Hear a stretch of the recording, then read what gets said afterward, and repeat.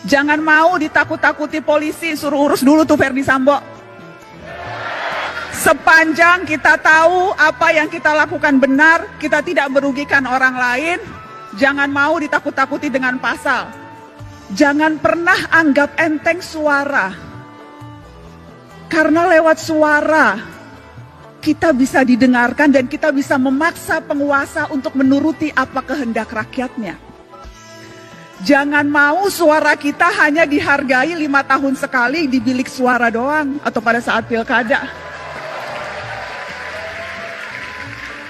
Jangan mau suara kita hanya dianggap berharga 100-200 ribu atau dapat jilbab pada saat kampanye. Biasanya modusnya itu kan bagi-bagi kaos partai atau bagi-bagi jilbab untuk yang perempuan. Jangan mau kita hanya dikerdilkan sebatas fans yang bisa berbaris seperti itik. Hati-hati, sebentar lagi pemilu, suara kita akan diperebutkan dengan berbagai macam cara. Mari ingat pengalaman yang dulu. Untuk apa mati-matian membela 1 atau 2 ketika akhirnya berkumpul juga? Buat apa musuh-musuhan sampai seolah-olah dunia akan berhenti kalau ternyata yang kalah bergabung dengan yang menang atas nama demi bangsa?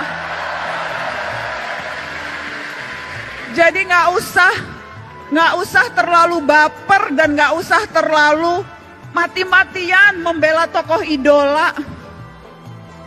Karena sekali lagi, hitung-hitungan mereka terkadang bukan kita, hitung-hitungannya untung rugi, Pak. Untung rugi kalkulasi politik aja. Karenanya jangan mau dimanfaatkan hanya suara di 5 tahun sekali, tapi gunakan suara itu terutama di hari-hari ini. Ketika ancaman kita untuk bersuara mungkin saja akan dibatasi lewat rancangan kitab undang-undang hukum pidana di mana semua bisa kena.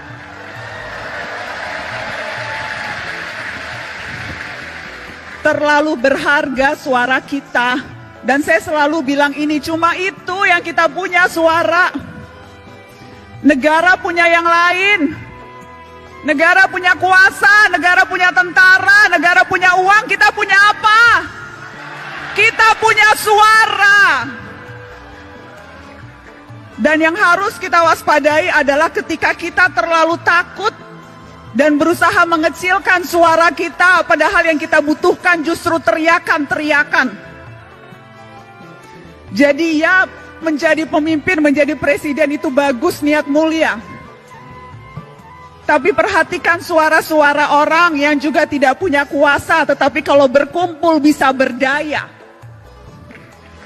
Jadi mari rapatkan barisan. Mari rapatkan barisan dan jangan mau ditipu-tipu. Jangan mau dipergunakan hanya suaranya, tetapi ketika kita menuntut hak-hak kita yang paling dasar, sedasar kebebasan berekspresi dan berbicara, itu kita tidak didengarkan. Tetapi kakak mau menegaskan ini adik-adik. Pergerakan jangan hanya sebatas kerumunan. Pergerakan terutama gerak mahasiswa, jangan hanya sebatas kumpul-kumpul berkerumun. Ya, demonstrasi perlu dan harus terus dilakukan kalau memang strateginya seperti itu. Anak muda hari-hari ini adalah anak muda yang seharusnya pintar memilih dan memilah informasi, mana yang sampah, banyak sampah sekarang di dunia maya, dan mana yang fakta. Mana yang berita, mana yang opini, dan hati-hati mana yang propaganda.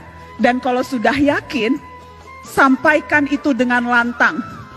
Jangan mau ditakut-takuti polisi, suruh urus dulu tuh Verdi Sambo.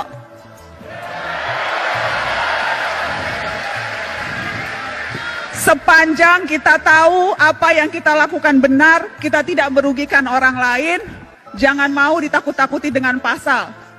Kita juga bisa belajar pasal-pasal, kita juga tahu apa hak-hak kita sebagai warga negara. Kalau tidak tahu, cari tahu. Jadi jangan mau gampang ditakut-takuti. Dengan cara itu, kita bisa berdaya dan kita bisa memberdayakan orang lain.